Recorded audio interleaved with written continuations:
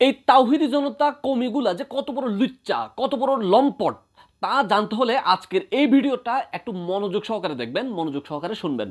আমি আপনাদের সাথে আজকে একটা নিউজ শেয়ার করতে যাচ্ছি।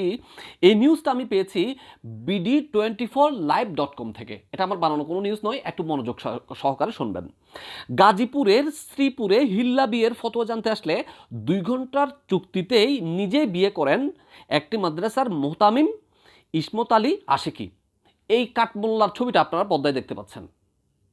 তো এখানে একটা কথা বলে রাখি, মোহতামিম হচ্ছে যারা কওমি মাদ্রাসার প্রধান হয় তাদেরকে ওই মাদ্রাসার মোহতামিম বলা হয়।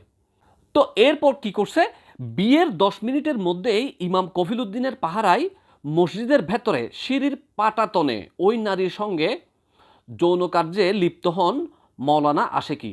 আস্তাগফিরুল্লাহ, আস্তাগফিরুল্লাহ, শুনতেও লজ্জা লাগতেছে। মসজিদের মধ্যে, আল্লাহর ঘর মসজিদ পর্যন্ত এই কওমিদের হাত থেকে নিরাপদ না। আচ্ছা, এরপরে পরে বিয়ে করার পরে ওইখানে সে আমারে সহবাস করছে আমার সাথে।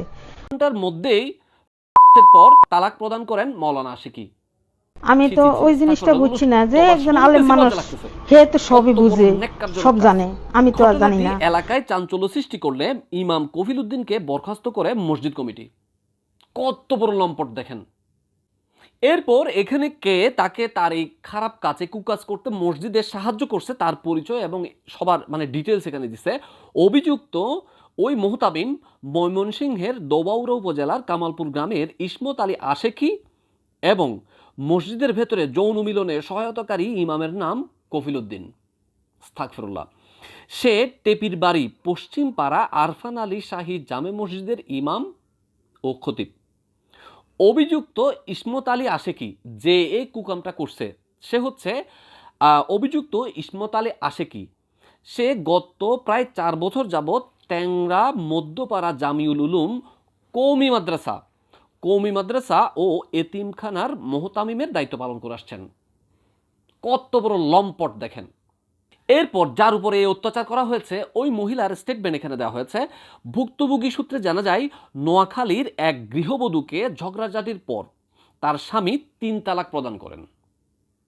আচ্ছা, অতঃপর ওই ব্যক্তির স্ত্রীকে চাচাতো ভাইয়ের নিকট গাজীপুরের শ্রীপুরে পাঠানো হয় বিজ্ঞ আলেমদের সঙ্গে পরামর্শ করার জন্য। সেখানে বিজ্ঞ আলেম পড়ে গেছে, গ্রামের ভাষায় কি বলে, মোয়াব পড়ে গেছে, মোয়াব যেগুলো মুরগি খায়। আচ্ছা, যাই হোক, পরবর্তীতে চাচাতো ভাই ওই তালাকপ্রাপ্ত নারীকে মোহতামিম ইসমত আলী আশিকি হুজুরের নিকট নিয়ে আসেন ফতোয়া জানার জন্য। এরপর কিসে পরে আশিকি হুজুর বলেন এই নারীকে অন্যত্র বিয়ে দেয়া ছাড়া পূর্বের স্বামীর জন্য হালাল হবে না। তা হালাল করার জন্য কি করছে, এই কুকামটা করে ফেললো মসজিদের ভিতরে, তাও।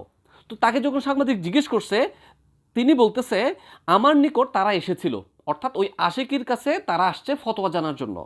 পরে অনুরোধ করলে আমি ওই নারীকে আরেকজনের মাধ্যমে হালাল করে দিয়েছি, আরেকজনের সাথে হালাল করে দিয়েছে। সে অস্বীকার করতেছে। তো কার সঙ্গে, সাংবাদিক যখন জিজ্ঞেস করছে কার সঙ্গে আপনি হালাল করেছেন, উনি বলতেছে আমি এই জবাব আপনি পরে দিব। দেখেন, একটা নিউজ পত্র পত্রিকায় হরহামেশায় দেখা যায় কওমি মাদ্রাসায় শিশু বলাৎকার। কখন বাংলাদেশের মুসলিম এই মাদ্রাসাগুলোর এই সমস্ত কুকর্ম থেকে রেহাই পাবে আল্লাহ রাব্বুল আলামিন ভালো জানেন। তাদের হাতে কয়েকদিন আগে আল্লাহর ঘর মসজিদ পর্যন্ত তারা জ্বালাই দিছে। মুর্শিদপুরে তারা মাজার ভাঙতে গিয়ে পাশে একটা আল্লাহর ঘর মসজিদ ছিল, সেই মসজিদটা পর্যন্ত তারা আগুন দিয়ে জ্বালাই দিছে। মসজিদের মাজারের যে হানকা শরীফের কি বলে রান্নাঘরের থেকে হান্ডি পাতিল, গরু ছাগল যা ছিল সেগুলো পর্যন্ত চুরি করছে। মসজিদের ফ্যান পর্যন্ত তারা চুরি করে নিয়ে গেছে। তারা নাকি বাংলাদেশে আবার চায় খেলাফত প্রতিষ্ঠা করতে।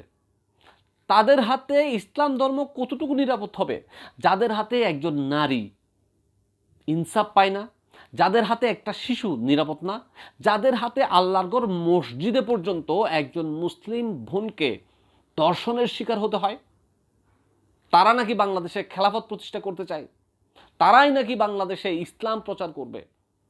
তাদের হাতে বাংলাদেশের কোনো মানুষ, আমি তো এই কথাটা সবসময় বলি, তাদের হাতে ইসলাম ধর্ম না, বাংলাদেশের মাটির ধূলিকণাও পর্যন্ত অনিরাপদ।